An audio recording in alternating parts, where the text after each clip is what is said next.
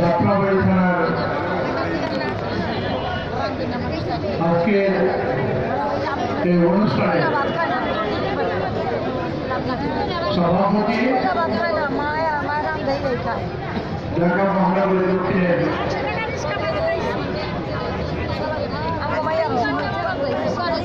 আহ্বায়ক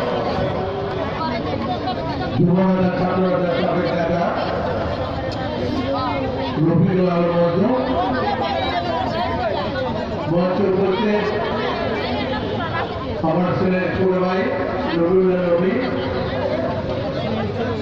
উপস্থিত স্নেহের জনতার মেয়র ইঞ্জিনিয়ার ইশরাক করছেন। আজকের এই সভা পরিচালনায় যিনি দায়িত্ব নিয়েছেন ঢাকা মহানগরী দক্ষিণের সদস্য সচিব তানভীর আহমেদ রবিন সহ ঢাকা মহানগরীর নেতৃবৃন্দ, এলাকার শ্রদ্ধেয় ভাই ও বোনেরা, মা বোনেরা, আসসালামু আলাইকুম ওয়া রাহমাতুল্লাহি ওয়া বারাকাতুহু। শ্রদ্ধেয় নেতৃবৃন্দ, আমাদের নেতা শহীদ রাষ্ট্রপতি জিয়াউর উত্তরসূরি বেগম খালেদা জিয়ার উত্তরসূরি বাংলাদেশ জাতীয়তাবাদী দলের ভারপ্রাপ্ত চেয়ারম্যান, এদেশের গণমানুষের নেতা, আমাদের প্রিয় নেতা জননেতা তারেক রহমান কর্তৃক আয়োজিত রাষ্ট্র কাঠামো মেরামতের রূপরেখা বাস্তবায়ন করতে আজকের এই কর্মশালা, এই কর্মশালা যারা উপস্থিত হয়েছেন তাদেরকে আমি অভিনন্দন জানাই, কৃতজ্ঞতা জানাই। শহীদ রাষ্ট্রপতি রহমান 19 দফা কর্মসূচির মাধ্যমে এদেশের জনগণের অত্যন্ত কাছে চলে এসেছিলেন। সেই জনতার পরে দেশনেত্রী বেগম খালেদা জিয়া 27 দফা দিয়ে আবার এদেশের মানুষকে ঐক্যবদ্ধ করেছিলেন। আজকে যিনি আরো 2 বছর আগে অত্যন্ত দক্ষতার সহিত রাষ্ট্র কাঠামো মেরামতের রূপরেখা নাম দিয়ে 31 দফা এদেশের জনগণের মাঝে উপস্থাপন করেছিলেন আমাদের জননেতা তারেক রহমান। এই রাষ্ট্র কাঠামো মেরামতে আজকে যারা সংস্কারের কথা বলছেন এর মধ্যে প্রতিটি সংস্কার উল্লেখিত আছে, এখানে কোন রকম ব্যতিক্রম নেই। সংসদ কিভাবে পরিচালিত হবে, সংবিধান কিভাবে লিপিবদ্ধ হবে, এদেশের জনগণের অধিকার কিভাবে বাস্তবায়িত হবে, এদেশের জনগণের প্রত্যেকটি দাবি এই 31 দফার মধ্যে আছে। আপনারা যদি বিচার বিশ্লেষণ করে দেখেন আজকে যারা সংস্কার করে দিতে এই সংস্কারের আর কোন প্রয়োজন নেই। শিক্ষার্থী তাদেরকে এক প্রকার ধ্বংসের দিকে ঠেলে দেওয়া হয়েছিল, কারিকুলাম চেঞ্জ করা হয়েছিল এবং এই নিয়ে নানা বিতর্ক জন্ম দিয়েছিল। এখানে যারা শিক্ষার্থীরা রয়েছেন, তাদের যারা অভিভাবকরা, তারা আন্দোলন পর্যন্ত করেছে, পুলিশের লাঠিপেটা পর্যন্ত তাদের উপর করা হয়েছিল। এই শিক্ষা খাতে বাংলাদেশের বাজেটে অন্তত ন্যূনতম 5% বরাদ্দ করা হবে এবং এই বাজেট দিয়ে ওই খুনি হাসিনার মতো কিছু বিল্ডিং বানায় লুটপাট করলাম, দেখাইলাম বড় বিল্ডিং বানাইছি, স্কুলের অনেক উন্নয়ন হয়েছে, সেই উন্নয়ন না। আমরা চাই শিক্ষার মান উন্নয়নের জন্য যথাযথ প্রোগ্রাম এবং কার্যক্রম হাতে নেওয়া হবে, যাতে করে শিক্ষকরাও সেখানে তাদের ট্রেনিংয়ের, তাদের প্রশিক্ষণের ব্যবস্থা থাকে। এখানে যে পাঠ্যপুস্তকের মান সেটিকে উন্নীত করা হয় এবং চাহিদা ভিত্তিক এবং জ্ঞান ভিত্তিক শিক্ষা ব্যবস্থা প্রতিষ্ঠা করা হয়, যাতে আগামী দিনে এই শিক্ষা ব্যবস্থাকে একটা বিপ্লব আনার মাধ্যমে বাংলাদেশকে একটি উন্নত রাষ্ট্রে পরিণত করা যায়, সেই খাতেই এই অর্থ ব্যয় করা হবে। দীর্ঘ সময় ধরে আন্দোলন সংগ্রাম করে ছাত্রদল থেকে শুরু করে বর্তমানে ঢাকা মহানগর দক্ষিণ বিএনপির সংগ্রামী আহ্বায়ক, সংগ্রামী জননেতা রফিকুল আলম মজনু আপনাদের মাঝে বক্তব্য নিয়ে আসছে।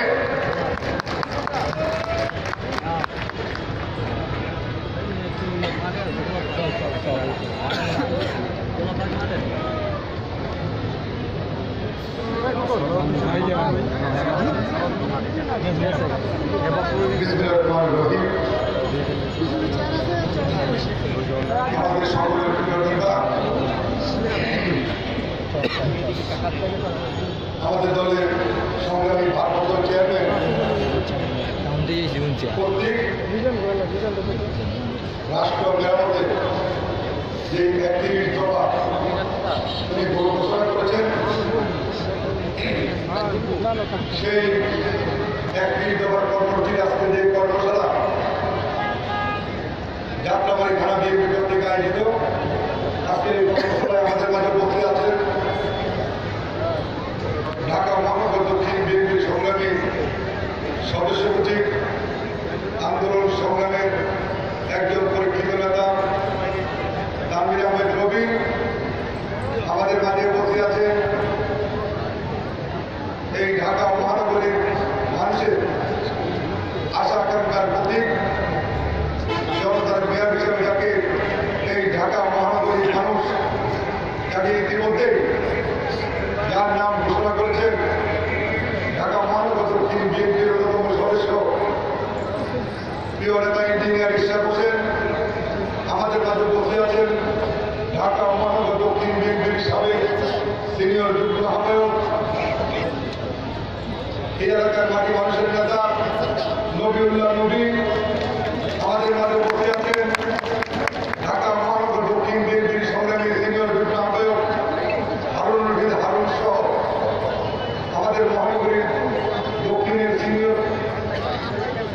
যুগ্ম আহ্বায়কবৃন্দ, সদস্যবৃন্দ, অঙ্গ সংগঠনের সভাপতি, সাধারণ সম্পাদক এবং আজকের এই যাত্রাবাড়ি থানার কর্মশালা যে টিম লিডার হিসেবে কাজ করেছেন মনির হোসেন চেয়ারম্যান সহ সামনে উপস্থিত সংগ্রামী সহযোদ্ধা বন্ধুরা, আপনাদের সকলকে আমি সর্বপ্রথম ঢাকা মহানগর দক্ষিণ বিএনপির পক্ষ থেকে আপনাদেরকে শুভেচ্ছা জানাচ্ছি, অভিনন্দন জানাচ্ছি। বন্ধুরা, আজকে এই কর্মশালায় সংবাদ সংগ্রহের জন্য আমাদের যে সমস্ত সহযোদ্ধা সাংবাদিক বন্ধুরা এই দুপুর থেকে কষ্ট করছেন এবং যারা এই সমস্ত কর্মশালাকে সারা বিশ্বে প্রচারিত করার জন্য কাজ করছেন, আমি সকল মিডিয়া এবং সাংবাদিক ভাইদেরকেও ঢাকা মহানগর দক্ষিণ বিএনপির পক্ষ থেকে শুভেচ্ছা জানাচ্ছি, অভিনন্দন জানাচ্ছি।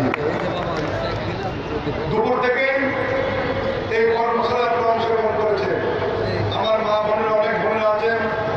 আপনারা অত্যন্ত সুন্দরভাবে এই কর্মশালা যে আমাদের কাজগুলো আপনারা শুনেছেন, ইঞ্জিনিয়ার ইশরাক বিশ্লেষণ করেছেন, আপনারা অত্যন্ত মনোযোগ সহকারে শুনেছেন। আমরা বলতে চাই আজকের যে কর্মশালা একটি ব্যতিক্রম ধর্মী কাজ, রাষ্ট্র মেরামতের যে 31 দফা এখানে ঘোষণা করেছেন আমাদের দলের ভারপ্রাপ্ত চেয়ারম্যান,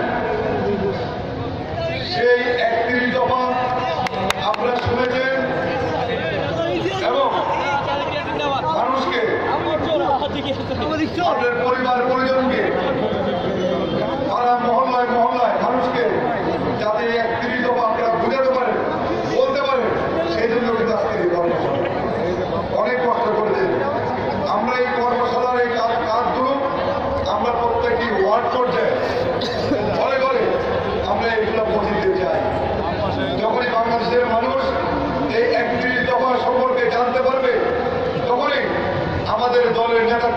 ঘোষিত রাষ্ট্র মেরামতের এই 31 দফা যে দফাগুলো সেগুলো উনিকে জাতির সামনে উপস্থাপিত করেছেন। সত্যিকার অর্থে তখনই এটার উনি ওনার সার্থকতা। আরো উপস্থিত আছেন বাংলাদেশ জাতীয়তাবাদী দল ঢাকা মহানগরীর সংগ্রামী সদস্য সচিব আজকে যে কলকাতার সরকার করছেন জনাব রবিন আহমেদ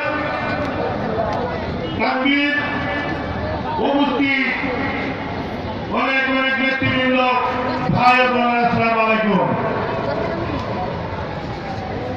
আজকে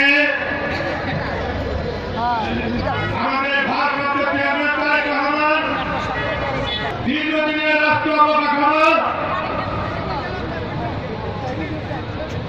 সারা বাংলাদেশের এই রাষ্ট্র কাঠামো জঞ্জালে পরিণত হয়েছে। এই রাষ্ট্র অবকাঠামোকে সংস্কার করার জন্য তারেক রহমান সারা বাংলাদেশে 31 দফা কর্মসূচি দিয়েছেন।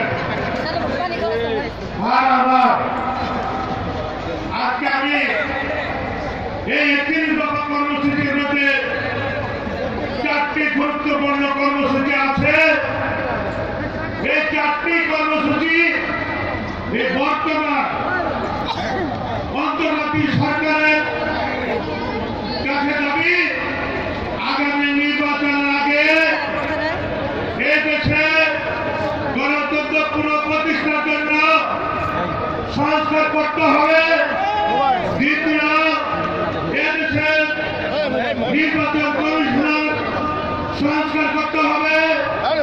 তৃতীয়, এদেশের বিচার বিভাগের সংস্কার করতে হবে।